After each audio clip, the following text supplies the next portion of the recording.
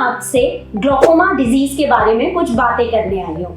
Glaucoma, जिसे हम simple भाषा में कांच बिंदु, काला मोतियाबिंद या आंखों का प्रेशर बढ़ जाने को ग्लोकोमा कहते हैं। हेलो एवरीवन, मेरा नाम डॉक्टर प्रीति कुमारी है। मैं द साइट एवेन्यू अस्पताल के साथ उनके दिल्ली एनसीआर सेंटर में एक ग्लोकोमा स्पेशलिस्ट हूँ।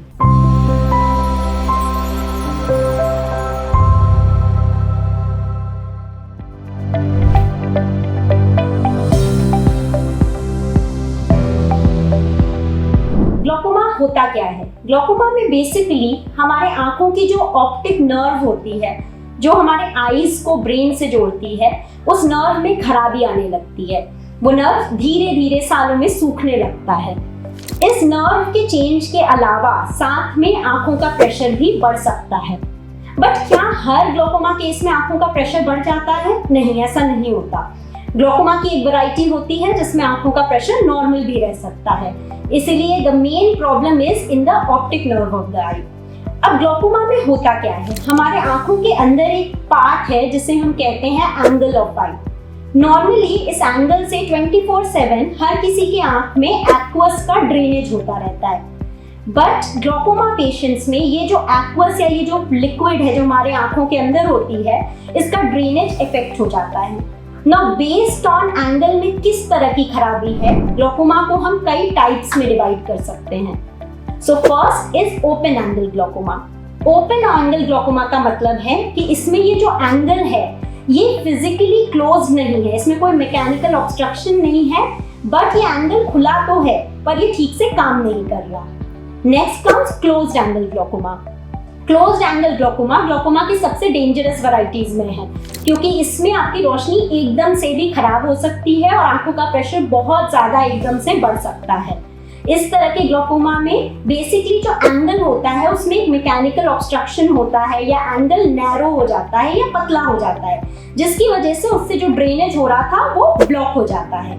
ब्लॉक होने की वजह से ये पानी का सर्कुलेशन रुक जाता है, आंखों में पानी जमने लगता है और एकदम से आंखों का प्रेशर बढ़ जाता है।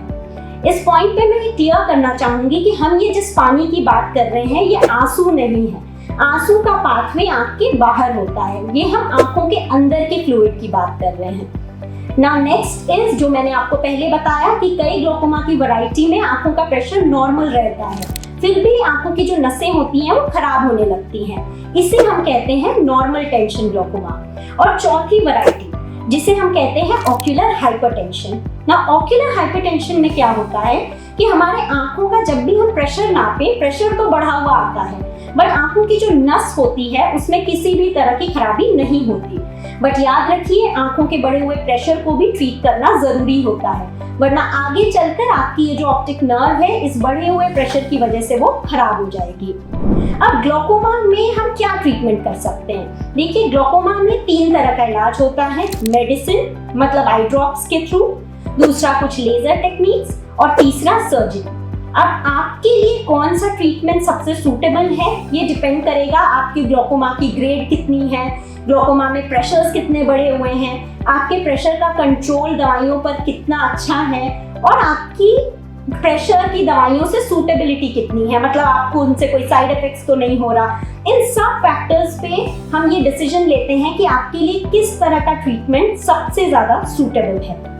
नाउ ग्लोकोमा की रूटीन मेडिसिन सालों से चल रही हैं और 2 बहुत ही ट्रेडिशनल सर्जरीज हैं जो लॉन्ग लास्टिंग सर्जरीज हैं। सबसे कॉमनली हम ग्लोकोमा में करते हैं, इन्हें कहते हैं ट्रैप सर्जरी, जिसको ट्रेबिक्युलेक्टमी कहते हैं, या फिर ट्यूब सर्जरी, जिसमें एक तरह का एक इम्प्लांट या डिवाइस आपके आंखों के अंदर बिठा दिया जाता है और उस ट्यूब और डिवाइस के थ्रू पानी बहने लगता है।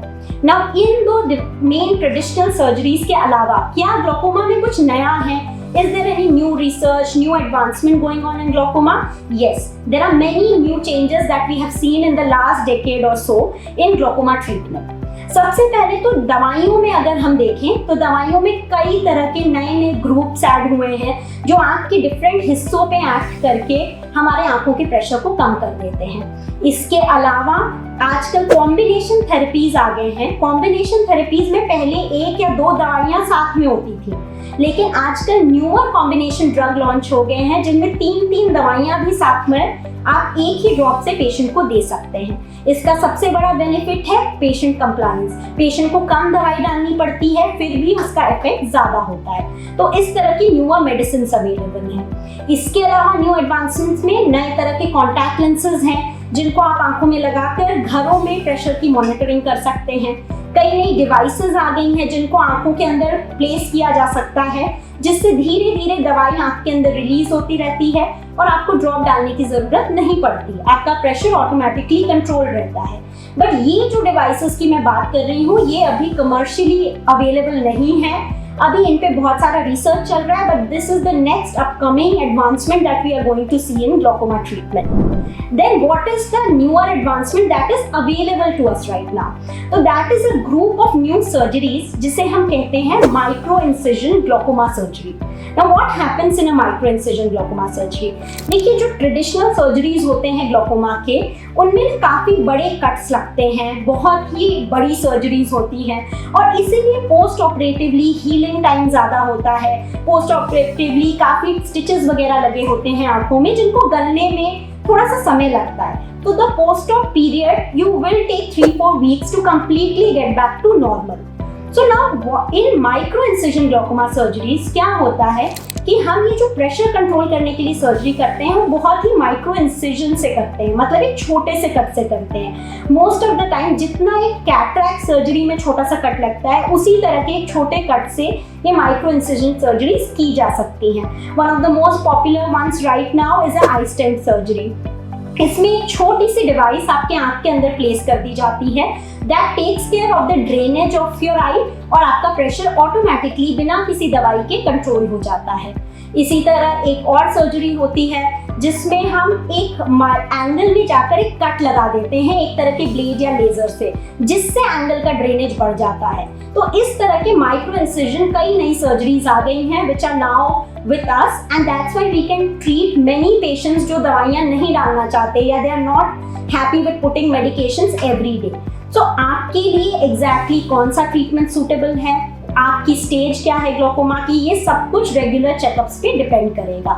तो if you are suffering from glaucoma, if you have any suspicion of glaucoma, or if you just want to get a routine checkup to be sure that you have any changes of glaucoma, then please do visit us, because it's a very dangerous disease, but once picked up on time we can manage it and we have a lot of options right now.